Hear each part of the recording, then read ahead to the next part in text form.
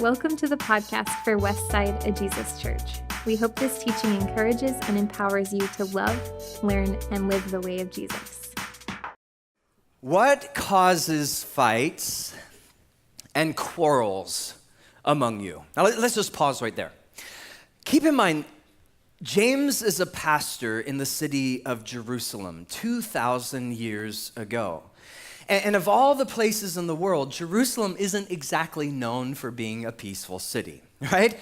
Even this last week, year after year, decade after decade, this is a city where there's all kinds of tension and conflict between groups of people. And certainly that was the case when James was writing this. There was a war that was about to break out between the Jewish people in Jerusalem and the Romans. So he asks the question, what causes fights and quarrels among you? It's interesting too when you think about how James was a pastor.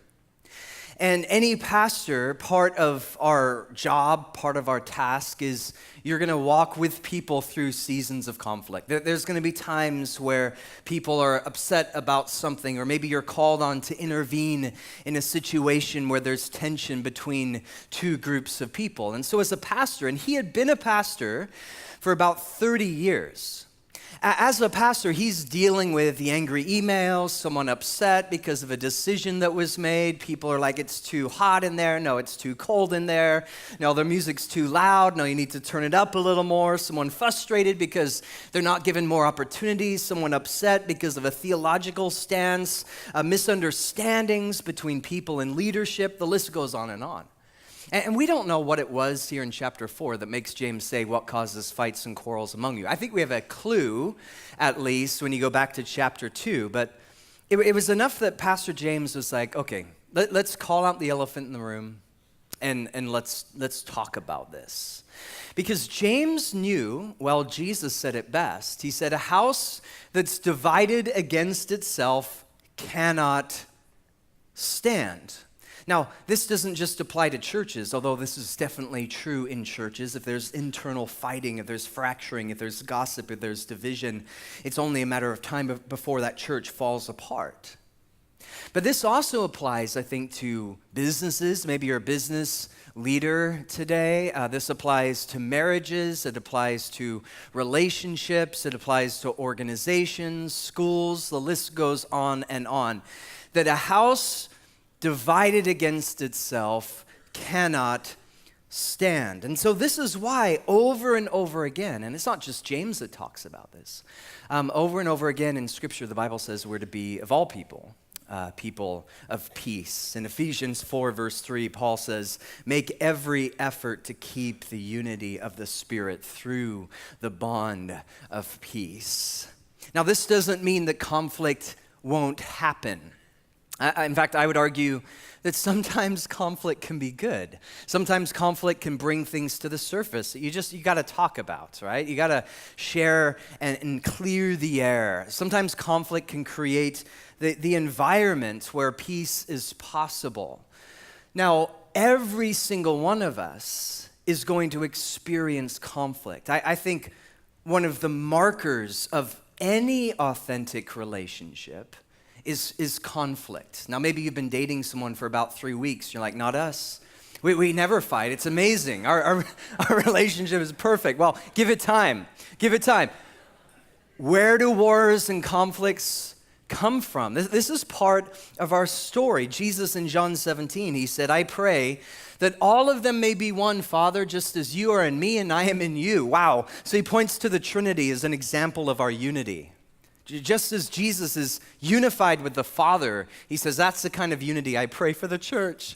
Then the world will know that you sent me and have loved them even as you have loved me. Jesus, just hours before his death on the cross, his prayer was, Father, I ask that they be one. Not, Father, give them bigger church buildings. Not, Father, I pray they'd have huge budgets. No, Father, I pray that they would be one. That was the most important thing to Jesus, because Jesus knew that the way to reach a cynical, skeptical world is not necessarily the stuff that we say we're doing, but it's how we love one another. Our love for one another is evidence to a cynical, skeptical city like Portland that actually God exists, that he is real. If not, if we don't love each other here, if we're not united here, now unity doesn't mean uniformity, and that's a whole other sermon. But if we can't love each other well here, then all our mission, all our outreach is just white noise.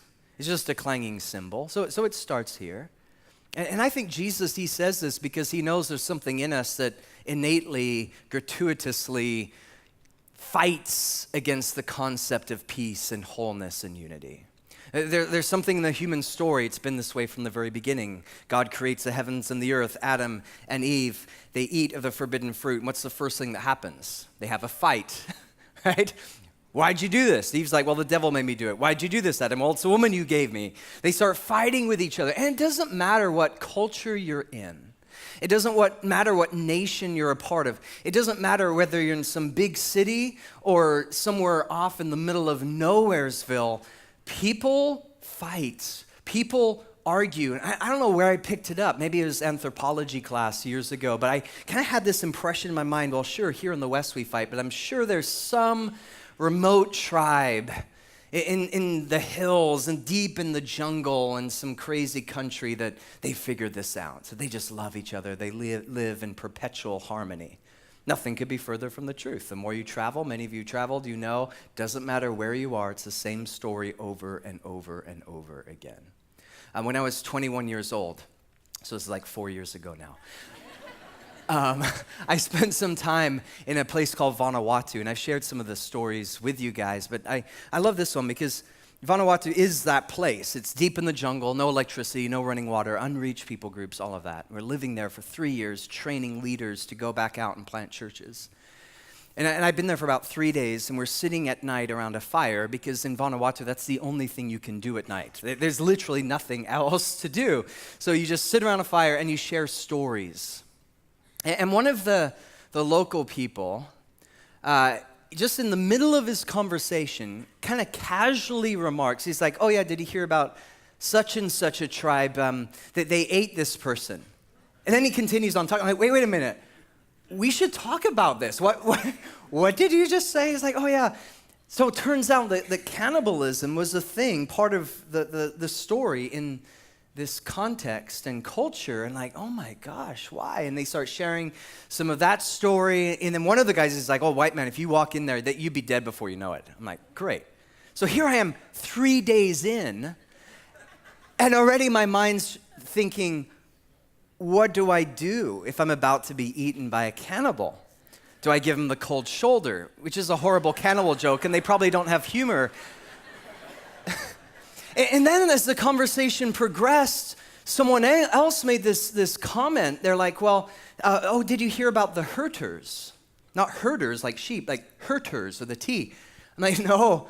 And they start talking about the herders. Now, who are the herders? They're a group of people, the group of guys who once a year, 10, 20, sometimes 30, would gather together, and they grab these sticks. And on these sticks, they've attached sharp things, thorns and such. And at night, they'll travel around from village to village hurting people. That's why they're called hurters. And they'll walk into a village and they'll scream at the top of their lungs, and then everyone knows, oh dear, the hurters are here. And they run into the jungle. And these guys will then flood into the village and they start hitting people with their sticks. Now, at this point, I have tons of questions. Why? First, at the top of the list, right? And they're like, oh, is this just part of their tradition? Okay. What, are they trying to like severely wound someone, kill people? No, they don't want to kill people. They just want to hurt them. That's why they're called the hurters. I'm like, what is this place that I've just moved to? It was so bizarre. Now, we look at that and we think, wow, that tribe, that village, that island, it seems so primitive. It seems just so weird. I mean, could you imagine if we did that now, like after the gathering, like, okay, we have a prayer room over here, and in this room, we got a bunch of guys in feathers and sticks who will hurt you. It's like, time to look for a new church. But think about all the ways, sure, we may not do that, but think about all the ways that we actually do hurt people. Think about the ways, whether through our words, through holding a grudge, through toxic unforgiveness, through the silent treatment. Oh, we are hurters too. Where do wars and conflicts come from? James, he wants to know. He asks us this question, and then he continues on. We've only gotten through half of verse 1. That's not good. He answers and he says, don't they come from your desires that battle within you? You desire but do not have, so you kill. You covet, but you cannot get what you want, so you quarrel and fight. You do not have because you do not ask God, and when you ask, you do not receive because you ask with wrong motives that you may spend what you get on your pleasures. Ouch. You adulterous people. James is so in your face. Like, gosh. Don't you know that friendship with the world means enmity with God? Therefore, anyone who chooses to be a friend of the world becomes an enemy of God. Or do you think Scripture says without reason that he jealously longs for the Spirit he caused to dwell in us? Now, James here is drilling down, and this is really painful. He says the ultimate source of conflict, where do wars come from? Where do fights come from? Where do quarrels come from? He says it's not your crazy sister. It's not your weird roommate. He says, actually, the problem is right here. He says, before you go blaming them, you need to look at your own heart. He says, it's disordered desire, it's covetousness, it's an infatuation with the world. It's a life that is out sync with the Holy Spirit. Now, these verses are so hard. And let me be the first to admit this, because if I'm in conflict with someone, I am so quick to blame that person. Like for example, let's say I'm having an argument with my wife. And you're like, Dom, you're a pastor. You never argue with your wife. Your wife's so amazing. Well, occasionally we do. In fact, this is getting super vulnerable. The day I wrote this message, we had an argument. How awesome is that? I'm like, I'm going to talk on conflict. Let's have a fight, right?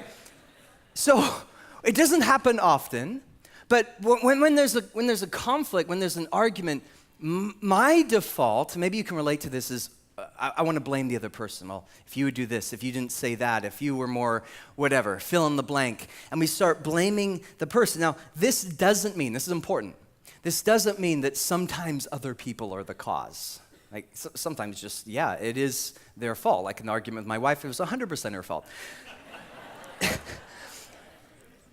That's part of the equation. But James says, before you go there, he says, you need to look inside you.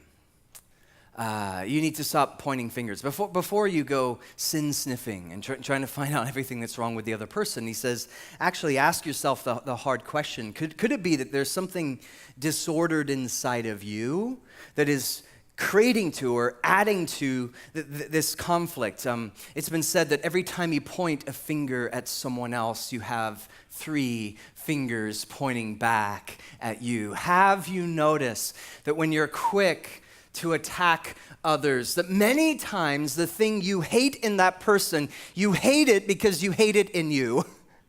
You hate it because it lives inside of you. So David in the Old Testament, he gets on top of a roof at night, like you do. Actually, in that culture, they did that. The roofs were flat, and it was hot in the Middle East, and so at night, you go on top of the roof. That was where you hang out, you chill, you relax, you unwind. And he has this beautiful palace where he has this incredible view of the city of Jerusalem, and he looks down and he sees this beautiful woman who's taking a bath. And with no sense of irony, the Bible says her name is Bathsheba. And he's like, whoa, oh my gosh, amazing. And you know the story. It's heartbreaking. He has an affair. He tries to cover up the affair by murdering Uriah, her husband. And one day, he's confronted by a guy named Nathan. By the way, we all need Nathans in our life. We all need close friends, people who care enough to confront, people who can see the direction that you're going in and who will say, I love you too much to let you keep going down this path. Nathan, he approaches David, and he's like, David, I have a story to tell you. There's a guy in your kingdom who's really rich. He has thousands and thousands of sheep. And a friend of his came over for dinner, and instead of taking one of his many thousand sheep and killing it for him to feed him dinner. He stole his poor neighbor's pet lamb. And David, that was the only lamb that he had. He stole it, he killed it, he fed it to his friend. Hey, David, what do you think we should do with this guy? And what did David say? He said, that man should surely what? Die. Really? David, isn't that a little extreme? That man should surely die? I mean, come on, sure, it was a horrible thing to do, but you want to take him out? You want to kill him just because he did that? And Nathan, one of the most mic-dropping verses in the Bible, he's like, David, you are the what? You are the man, not you the man. No, David, it's you. Because you stole another man's wife. And here's David, he's so quick to condemn. He's so quick to cause conflict. He's so quick to, you should die. And Nathan says, actually, you're pointing three fingers at yourself. So if I struggle with pride, I will hate arrogant people because pride lives in me. If I struggle with bitterness, I can spot bitterness in you because bitterness lives in me. Have you noticed that the thing that drives you crazy about other people, it drives you crazy because you identify that weakness. It's in you. James says, where do wars and conflicts come from? It starts here. It begins in the human heart. Now, G.K. Chesterton, if you're a fan of C.S. Lewis, you'll love G.K. Chesterton. He's kind of the master of paradox. He wrote this book called Orthodoxy. It's one of my favorite books of all time. Brilliant guy. And G.K. Chesterton, he was once approached by the Times, this British newspaper. And they're like, hey, could you write an article for our newspaper? Sure, what's the topic? What's the theme? And they said, the theme is, what is wrong with the world today? How would you like to write an article on that? Where do you even begin? What is wrong with the world today? And G.K. Chesterton said, sure. And he wrote back to them his reply. And his reply was so brilliant. It was 2 words. What is wrong with the world today? He wrote, I am. Before pointing fingers, before saying it's their fault, before shifting blame, Chesterton said, actually, I am. Now, this is a very Genesis 1-3 thing to say, because essentially he's tapping into this doctrine, this theology that we call sin. Now, I know that in this culture, 2018, people hate talking about sin. In fact, I had someone approach me not too long ago. They're like, Dom, just don't use the word sin. It just kind of makes people uncomfortable. People don't like the word sin. Sin has fallen on hard times. Now, why is that? Why is that? Because, well, we live in this culture where it's like, hey, it's all good. Just tolerate people, tolerate me. I'm okay, you're okay. It's this word tolerance. Be tolerant of everyone and everything. Be tolerant of me, even if what I'm doing is messed up. Just tolerate me, man. Now, here's the problem. Here's the problem with that thinking, is that if you take this idea of sin out of the equation, if you take the idea of I am, like Chesterton said, out of the equation, we are still left with the haunting question. What is wrong with the world today? Because in an age of tolerance, is the world still broken? Yep. Is there still racism? Yep. Is there still division? Yep. Is there still issues? Yep. Is there still war and conflict? Absolutely. What is wrong with the world today? Well, if it's not I am, then in an age of tolerance, who does it become? You are, right? So we point fingers. It's him, it's her, it's them, it's that nation, it's that political party, it's people who voted for Bernie, it's people who voted for Trump, whatever, you fill in the blank, right? And because we've replaced this idea of sin with tolerance, and it goes full circle, tolerance then ironically becomes the new bigotry because we hate everyone that's not tolerant of us. You take sin out of the equation, everything becomes disordered and broken. You don't have the guts to say, I am, like Chesterton, everything becomes broken. You don't begin with what may be broken in our own hearts. James flips our cultural narrative on its head, and he says, where do wars and fights come from? He says, it's right here. Before you're quick to point the finger, before you're quick to blame everyone else, ask yourself first, because it might be their fault, absolutely. But before you go there, ask yourself, is there something that's broken in me that God needs to heal? What's the answer? What I love about James is that he doesn't just convict us, he also gives us an answer. Because if that was the end of the message, that would be like the most bummer sermon ever. Have a great day. We'll see you next week. James is like, no, let me give you some practical thoughts on how we can move towards conflict resolution, how we can love the other, how there can be peace and healing between you and that other person, how marriages can be brought together, how you and that roommate can learn to love one another again. What does that look like? Where do we even begin? He says in verse 6, I love this verse, but he gives us more grace. He gives us grace. I'm so thankful for the grace of God. I'm so thankful that James, this is not the kind of thing I'd expect him to say, because it's not his style. But he's still like, hey, we still need God's grace. And that is why the scripture says God opposes the proud, but he shows favor to the humble. Submit yourself then to God. Resist the devil, and he will flee from you. Come near to God, and he will come near to you. Wash your hands, you sinners. Purify your hearts, you double-minded. Grieve, mourn, wail. Change your laughter to mourning and your joy to gloom. You won't find this on a Christian coffee mug. I say it again. Humble yourself before the Lord, and he will what? 3 of you. Humble yourself before the Lord, and he will lift you up. So James says, okay, there's conflict between you and your spouse. There's conflict between you and that person at work. There's division at school. There's some issue of fracturing at work. How do we find unity? How do we move towards reconciliation? And he gives us these 3 practical ways, beginning with, he says, be humble. Humble yourself before the Lord, and he will lift you up. And let's be real. I think one of the major sources of conflict, at least in my own heart, is pride. Right? You disagree with someone, you don't see eye to eye with someone, our ego gets wounded, and even if the other person has a point, we refuse to admit that they may be right. Proverbs 13:10 says, pride leads to conflict, and those who take advice are wise. In other words, if you're in conflict, one of the best things that we can do is to hit the pause button and ask questions. One of the best things we can do is listen to their story. Understand where they're coming from. Now, listening isn't waiting to speak. Listening is an all-in active engagement, wanting to understand, to empathize, to relate. And as we start there and have the grace and character to at least attempt to understand, reconciliation at least can begin. Philippians 2:2 says, be like-minded, having the same love, being one in spirit and of one mind.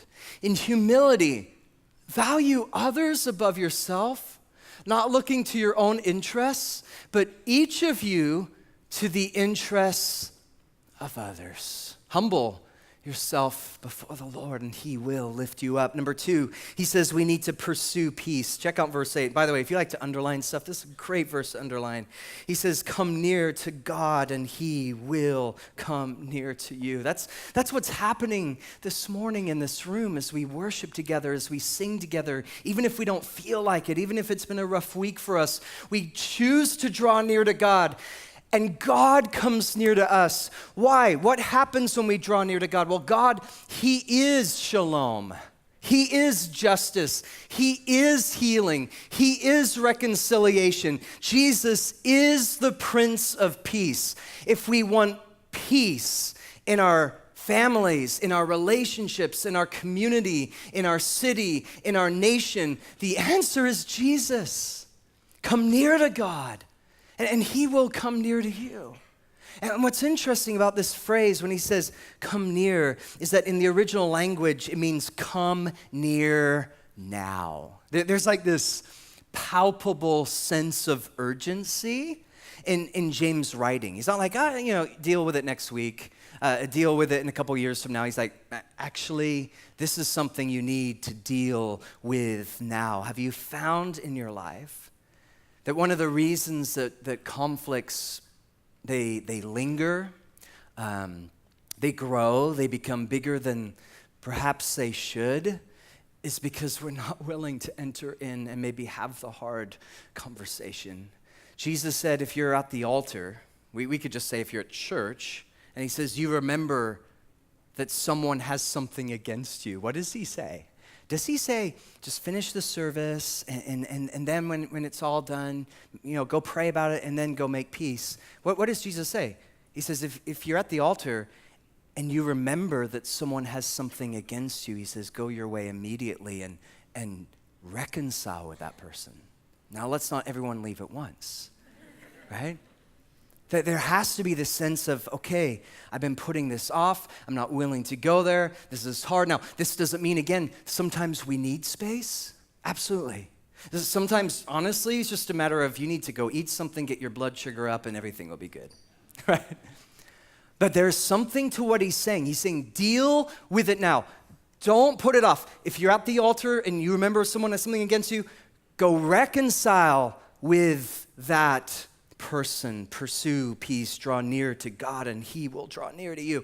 And this is so hard because there are two different kinds of personalities. And I was reading this psychologist lately, and he was like, a brilliant article. He's like, in any relationship, he said, you have two kinds of people. You have skunks, and you have turtles.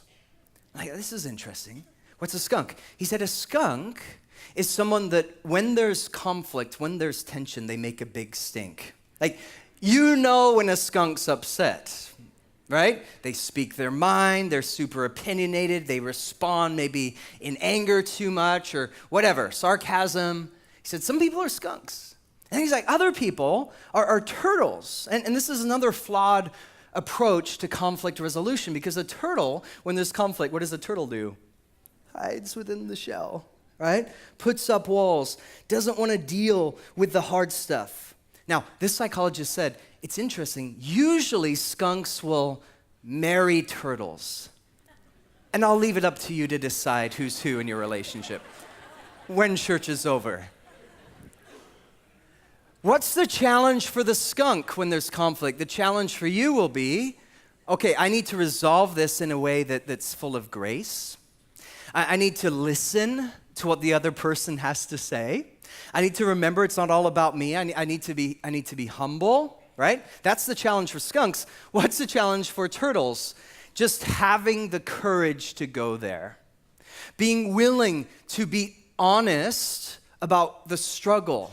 Right? You're bringing it out into the open. Draw near to God, and he will draw near to you. Romans 12:18 says, if it is possible, as much as depends on you, live at peace with everyone. Now, notice that phrase, if it's possible. It isn't always possible. I get that.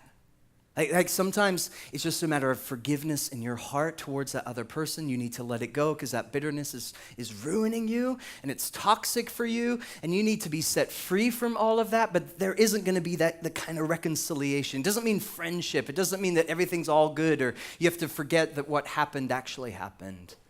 Sometimes it's not possible. But if it's possible, as much as depends on you, take initiative, take responsibility. Begin here. Live at peace with everyone. So we start with humility. God, I need to humble my heart right now because there's a lot of pride there, and I'm willing, like David, to point fingers. I need to stop that. Humble yourself before the Lord, and he will lift you up. I need to draw near to you, and you will draw near to me. I need to come near now. I need to deal with this now. I can't let this conflict linger. But there's one last point. I think this might be the most significant of all. He says in verse 7, check this out. Resist the devil, and he will flee from you. James is reminding us that at the core of so much conflict, well, it's actually satanic. It's satanic. There are certain divisions in our country right now that are just evil. Racism is evil. It's satanic. Sexism is evil. Injustice is evil. We look at our city and so much of the brokenness, most strip clubs per capita. It's evil, right? Satan, he wants to steal and to kill and destroy. And it's not just at a macro level. We're not just talking about the injustices and the problems with our nation. It's at an individual level too. Satan hates churches that are united. Satan hates marriages that are flourishing. Satan hates it when there's shalom at home with your roommates. He hates it when your community group, when you're loving each other and supporting each other. He hates that. And he wants to do everything in his power to tear you apart. Listen, your marriage, Satan will do everything to rip you guys apart. Your relationship with your brothers, sisters, husband, wife, kids, Satan will do everything in his power to rip it apart. That's his MO. And James says this is something we need to remember when it comes to conflict resolution, is that sometimes we're focused on the wrong battle.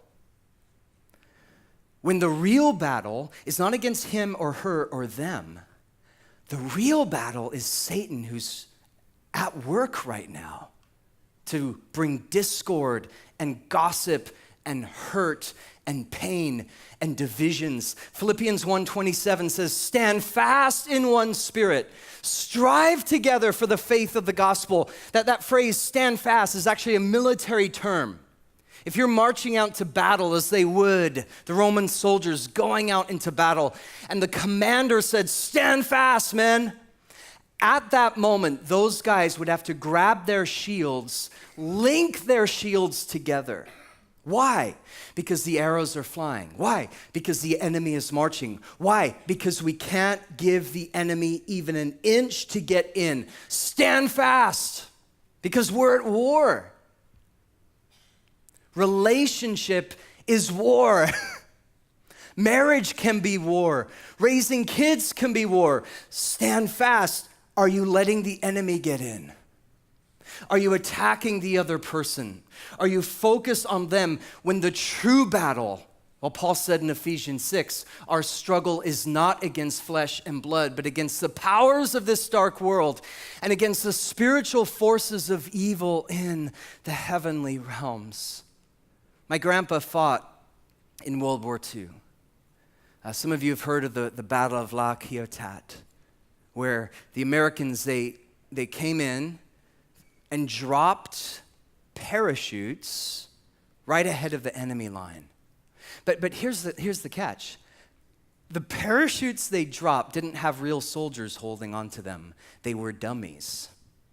Hundreds and hundreds of dummies, mannequins basically, dropped out of planes, coming down in front of the enemy line. Now, why did they do this? Because they knew that the Germans had a lot of weapons and ammunition. And the moment that they saw those parachutes drop, they take their weapons and their guns and they start blasting them out of the sky, thinking they were real soldiers. And a few hours later, the true Americans came in and they won the battle. Why? Because the Germans had used up their ammunition. They were fighting the wrong battle.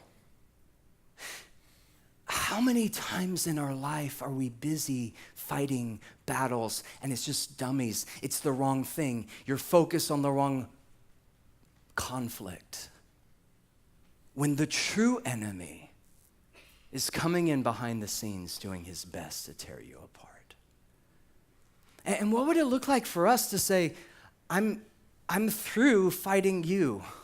I don't want to go there anymore.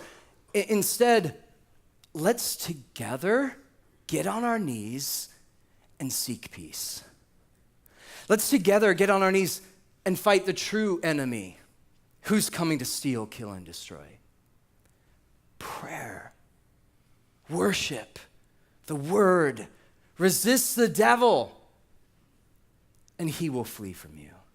And I tell you what, this is the thing I love about my job. Now, when it comes to conflict, part of being a pastor, sure, you see a lot of conflict. You see a lot of weird stuff. Some of the stories I've heard, it's unbelievable. But what I love about my job, and honestly what keeps me going, is I get to see the power and the beauty of the gospel, to bring people together. I've seen the gospel tear apart walls of racism. I've seen the gospel bring a married couple just recently sitting in my office where there seemed to be no hope, where divorce was imminent. And I've seen tears and forgiveness and healing, and those married couples reunite. I've seen a mom who was in tears as she shared with me about her son who for years was away on drugs. And she drags him to church, probably literally, brings him to church one day, and he hears the gospel and he gives his life to Jesus, and everything has been brought back together. I've seen the power of the gospel to heal. And when I was a pastor in Hawaii, I became a pastor at the age of 26, because when you're 26, you know everything. It's incredible. And I'll never forget, I was a couple months in to being a pastor, and it was after a gathering, and I'm talking to some people, and someone comes up to me, like, Dom, there's a fight. Like, what? And I look, and sure enough, there was a couple guys going at it in our church right after a gathering. Welcome to ministry. It was like the ultimate seminary education right there. So I'm like, guys, we got to talk about this. So I bring these guys into the office, big, burly construction workers, and they hated each other. Why? Something happened in their business, in the community. They didn't see eye to eye, so they just went at it in church. And I saw how in that meeting, God brought these two men's men, big guys, to tears. Will you forgive me? Will you forgive me? And then we took communion together. I've seen how God has used this church and your generosity to bring peace and healing and reconciliation throughout the world.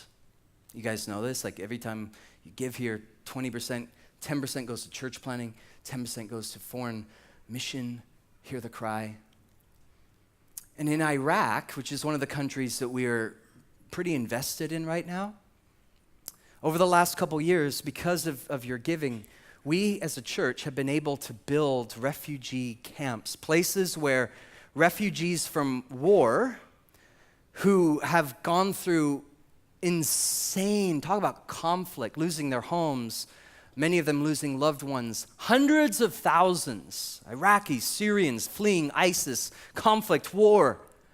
And so as a church over the last couple of years, we're like, okay, we got to do something about this. We got to love, and we got to help provide, and we need to share the gospel. And so we've been able to build these places. You have built these places. But what's interesting about these camps, and many of you know this, that if you've been to Iraq, is that it's going to draw people together that maybe normally under normal peacetime context wouldn't want to be in the same room together. For example, the Shebek Kurds and the Yazidi. Now there's a ton of bad blood between these two groups of people. Hate each other, call each other dogs. There's a history of conflict between the Shebek Kurds and the Yazidi. And because of what's happened over the last few years, they've all had to leave their homes. We've built these refugee places of safety, but now you have Yazidi and Shebek Kurds living side by side. And so you can imagine some of the tension that's there. You can imagine how that always doesn't go well. But what we've seen, and if you've gone, you know this, as group after group comes and there's love and there's grace and there's gospel, is we've seen the power of the gospel to tear down walls and to bring these groups together. So as of this last year, we're hearing stories now of Yazidi families inviting Kabesh Kurd families into their home, watching each other's kids, caring, loving, true friendships being formed. In fact, just a few months ago, Mosul, you guys know this, Mosul was liberated.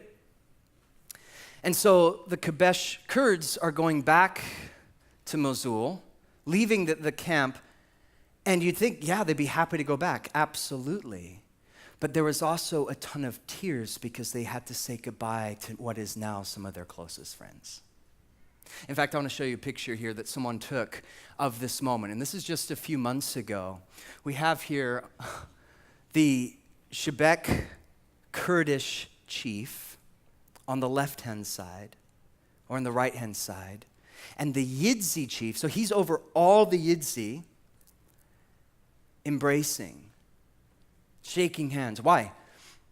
Why are there tears? Because they're saying goodbye to friends.